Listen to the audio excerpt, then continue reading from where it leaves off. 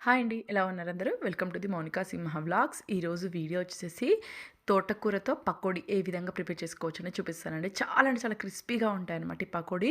మనకు కావాలనుకుంటే స్టోర్ కూడా చేసుకోవచ్చు. ఒక 1 వీక్ 10 డేస్ వరకు టేస్ట్ అనేది మారకుండా ఈజీగా ఎయిర్ కంటైనర్ బాక్స్‌లో పెట్టుకుంటే మనకి ఒక 10 డేస్ వరకు స్టోర్ చేసుకోవచ్చండి. నేను ఇక్కడ ఆనియన్స్ ఏమి యూజ్ చేయకుండా ఓన్లీ తోటకూరతో మాత్రమే ప్రిపేర్ చేశాననమాట ఈ పకోడీని. లాస్ట్‌లో కొద్దిగా కరివేపాకు అండ్ పచ్చిమిర్చి ఒక 2, 3 పచ్చిమిర్చి ఆయిల్‌లో ఫ్రై చేసేసుకొని ఈ పకోడీతో పాటు సర్వ్ చేసేసాను. అలాగే నా తరపున ఒక చిన్న రిక్వెస్ట్, నా వీడియోస్ కానీ నచ్చినది మాత్రం ప్లీజ్ లైక్ చేయండి, షేర్ చేయండి. కొత్తగా చూసే వాళ్ళు సబ్స్క్రైబ్ చేసుకోవడం అస్సలు మిస్ అవ్వద్దు. ఇక్కడ నేను ఈ పకోడీ ప్రిపేర్ చేసుకోవడానికి లేత తోటకూర తీసుకున్నానండి. తోటకూర అయితే టేస్ట్ అనేది చాలా బాగుంటుంది. అందులో మనం ఆకులు మాత్రమే యూజ్ చేయాలన్నమాట. కాడలు యాడ్ చేస్తే ఏంటంటే మనకు అంత క్రిస్పీనెస్ అనేది రాదు. ఇక్కడ నేను ఆకులు మాత్రం తీసుకొని వాటిని కట్ చేసేసి క్లీన్ చేసి ఒక జల్లిబుట్టలోకి తీసుకున్నాను ముందుగా. ఈ వాటర్ అంతా కొంచెం పోయేంత వరకు ఒక 2 మినిట్స్ జల్లిబుట్టలోకి ఉంచేసేసుకున్నాను. ఇంకా నెక్స్ట్ పకోడీ అనేది ప్రిపేర్ చేసుకోవడమే. ఇక్కడ నేను గిన్నెలోకి ముందుగా క్లీన్ చేసి కట్ చేసి తీసుకున్న తోటకూరని యాడ్ చేసుకుంటున్నాను. నెక్స్ట్ వచ్చేసేసి ఇక్కడ నేను కటర్ తీసుకున్నానండి. పచ్చిమిర్చి కట్ చేసుకోవడానికి నేను కటర్లో వేసేసుకుంటున్నాను, లేదా మిక్సీలో కూడా యాడ్ చేసుకోవచ్చు. కటర్లో అయితే మనకు అవి సన్న పీసులు వస్తాయి కదా, టేస్ట్ అనేది బాగుంటుందని చెప్పేసి స్పైసీనెస్ తగ్గట్టుగా ఒక 5-6 పచ్చిమిర్చి, కొద్దిగా అల్లము అండ్ ఒక 4-5 వెల్లుల్లి రెబ్బలు అనేది యాడ్ చేసేసుకున్నాను. వీటిని మెత్తగా అంటే కొంచెం బరుకుగా ఉండేటట్టుగా నేను కటర్లో కట్ చేసుకొని నెక్స్ట్ ఇందులోకి కొద్దిగా కొత్తిమీర అండ్ కరివేపాకు కూడా యాడ్ చేసేసుకొని ఈ కటర్లోనే కట్ చేసేసుకుంటున్నాను. ఇక్కడ నేను ఈ విధంగా సన్నగా కట్ చేసేసి తీసుకున్నాను అనమాట. వీటిని యాడ్ చేస్తున్నాను. ఒకవేళ మిక్సీ జార్లో వేసుకోవాలి అనుకుంటే అల్లము, వెల్లుల్లిపాయ అండ్ పచ్చిమిర్చి మిక్సీ జార్లో వేసుకొని కొత్తిమీర, కరివేపాకు వచ్చేసేసి సన్నగా కట్ చేసేసి యాడ్ చేసుకోండి. నెక్స్ట్ ఇందులోకి కొద్దిగా జీలకర్ర అనేది స్మాష్ చేసి యాడ్ చేస్తున్నాను. ఒకవేళ అవైలబుల్గా ఉంటే వామ వేసుకుంటే టేస్ట్ ఇష్టము అనుకుంటే వామ కూడా కొద్దిగా యాడ్ చేసుకోండి. ఆ ఫ్లేవర్ అనేది చాలా బాగుంటుంది. నెక్స్ట్ వచ్చేసి పసుపు అలాగే కొద్దిగా సాల్ట్ యాడ్ చేసేసుకొని ముందుగా కొంచెం బాగా కలిసేలాగా ఈ ఉప్పు అండ్ పసుపు ఇవంతా బాగా కలిసేలాగా కలిపేసేసుకుంటున్నాను అనమాట తోటకూరకి. ఆ తర్వాతకి మనం శనగపిండి అనేది యాడ్ చేయాలి. శనగపిండి కూడా ఒకేసారి మొత్తం యాడ్ చేయకుండా మనం కొద్దిగా యాడ్ చేసేసుకొని మళ్ళీ కావాలనుకుంటే కొద్దిగా యాడ్ చేసుకుంటే సరిపోద్ది. ఇక్కడ నేను ఒక 2 కప్స్ శనగపిండికి వచ్చేసేసి ఒక 1 కప్ వచ్చేసేసి బియ్యం పిండి అనేది యాడ్ చేసుకుంటున్నాను అనమాట. ఈ పిండి అనేది ముందుగా మొత్తం ఒకసారి కలిపేసేసుకుంటున్నాను. ఆకుకూరకి గట్టిగా చేతితో నలుపుతూ మనకు ఆకుకూరలోంచి వాటర్ వస్తుంది కదా, ఆ వాటర్ తోటే కలిపేసేసుకుంటే సరిపోతుంది అనమాట. ఒకవేళ కావాలి అనుకుంటే కొద్దిగా వాటర్ ఒక 2 ఆర్ 3 టేబుల్ స్పూన్స్ వాటర్ కంటే ఎక్కువ పట్టదు. ఆకుకూరలో మనకి ఆల్రెడీ వాటర్ క్వాంటిటీ ఉంటుంది కాబట్టి ఎక్కువ వాటర్ అనేది పట్టదు. నేను ఈ విధంగా ఇక్కడ మెత్తగా కలుపుకున్నానండి. గట్టిగా చేతులతోటి గట్టిగా నలుపుతూ ఆకుకూర అండ్ పిండిని గట్టిగా స్మాష్ చేసేస్తూ కలుపుకుంటున్నాను అనమాట. ఈ పకోడీ అనేది కొంచెం కారంగా ఉంటేనే టేస్ట్ అనేది చాలా బాగా అనిపిస్తుందండి. తోటకూర పకోడీ. ఇక్కడ నేను ఆనియన్స్ ఏమీ యాడ్ చేయట్లేదనమాట. కావాలనుకుంటే కొద్దిగా ఆనియన్స్ కూడా యాడ్ చేసుకోవచ్చు. ఇక్కడ నేను మొత్తం కలుపుకున్న తర్వాత కొద్దిగా అంటే కొద్దిగా వాటర్ అనేది యాడ్ చేస్తున్నాను. ఒక 2-3 టేబుల్ స్పూన్సే ఉంటుంది వాటర్, మరి ఎక్కువ యాడ్ చేయట్లేదు. వాటర్ అనేది యాడ్ చేసుకున్న తర్వాత మళ్ళీ ఒకసారి పిండి అంతా బాగా కలిసేలాగా కలిపేసేసుకుంటున్నాను. ఈ విధంగా కొంచెం చేయితో నలుపుతూ కలిపితే ఏంటంటే కరెక్ట్గా కలుస్తుంది మనకి పిండి అనేది.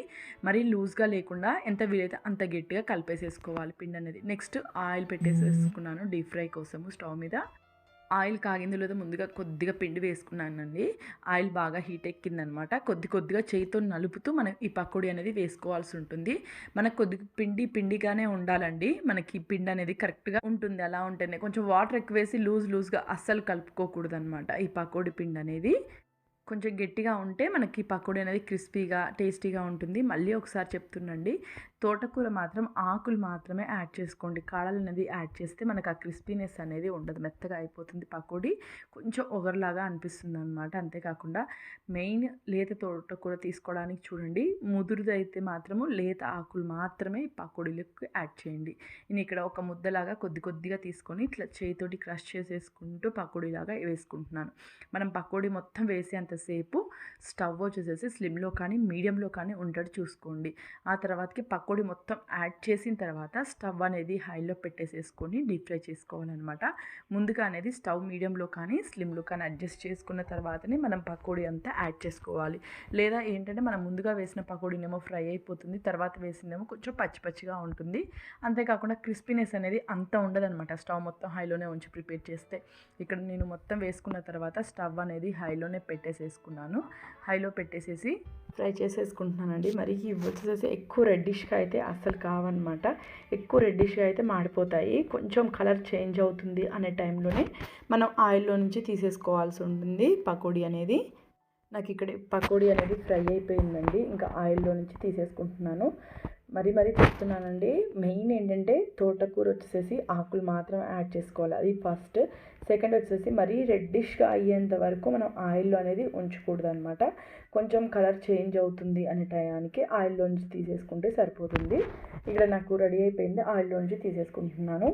మనము దీనికి కాంబినేషన్గా ఒక 2 పచ్చిమిర్చి కొంచెం సెంటర్లోకి ఒక ఘాట్లాగా పెట్టుకొని ఆయిల్లో ఫ్రై చేసేసుకొని తీసుకుంటే చాలా బాగా అనిపిస్తుంది అనమాట. కొంచెం స్పైసీనెస్ ఏమైనా తగ్గినా కానీ మనకి పకోడీలో ఆ పచ్చిమిర్చి సైడ్కి తీసుకుంటే చాలా బాగా అనిపిస్తుంది. కొంచెం స్పైసీనెస్ ఉంటేనే బాగుంటుందండి పకోడీకి. ఇక్కడ రెడీ అయిపోయింది. నేను ఇక్కడ సపరేట్గా తీసేసుకుంటున్నాను ఆయిల్లో నుంచి. నెక్స్ట్ ఇంకొకసారి కూడా ఫ్రై చేసేసుకుంటున్నానండి. ఇక్కడ నేను కొంచెం ఫాస్ట్ ఫార్వర్డ్లో పెట్టానమాట. ఆల్రెడీ మొదటిసారి చూపించాను కదా, ఇంకా అదే ప్రాసెస్ అనమాట.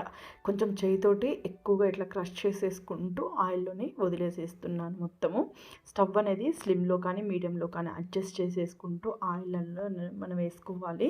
మనం స్టవ్ హైలో అనేది అస్సలు పెట్టకూడదు అనమాట. ఆయిల్లో పకోడీ వేసుకునేటప్పుడు మొత్తం వేయడం అయిపోయిన తర్వాతనే మనము స్టవ్ అనేది హైలో పెట్టేసేసుకొని డీప్ ఫ్రై అనేది చేసుకోవాలి. డీప్ ఫ్రై చేసేసుకున్నప్పుడు కూడా చేసేటప్పుడు మధ్య మధ్యలో కొంచెం అటు ఇటు కలుపుతూ డీప్ ఫ్రై చేసేస్తే మనకి ఈక్వల్గా ఫ్రై అవుతుంది అనమాట. పకోడీ అనేది క్రిస్పీగా ఉంటుంది, అక్కడక్కడ మెత్తగా అలా లేకుండా పకోడీ మొత్తం మనకి క్రిస్పీగా వచ్చేస్తుంది అనమాట. ఇక్కడ నేను సెకండ్ టైం కూడా ఆయిల్లో నుంచి తీసేసుకుంటున్నాను. ఇంకా రెడీ అయిపోయిందండి పకోడీ అనేది. సపరేట్ బౌల్లోకి సర్వ్ చేసేసుకోవడం చాలా ఈజీ అండ్ సింపుల్గా ప్రిపేర్ చేసేసుకోవచ్చు. 1 వీక్ నుంచి 10 డేస్ వరకు కూడా నిల్వ చేసేసుకోవచ్చు అనమాట ఈ పకోడీ అనేది. ఒకసారి ప్రిపేర్ చేసి చూడండి, టేస్ట్ అనేది చాలా బాగుంటుంది. అలాగే ఈ వీడియో పైన మీ అభిప్రాయాన్ని కామెంట్ సెక్షన్లో తెలియచేయండి. ప్లీజ్ వీడియో నచ్చినట్లయితే మాత్రం ప్లీజ్ లైక్ చేయండి and me friends and family మెంబర్స్కి షేర్ చేయడం అస్సలు మర్చిపోవద్దు. మరోసారి చూస్తున్న వాళ్ళైతే సబ్స్క్రైబ్ చేసుకోండి. Thank you very much watching.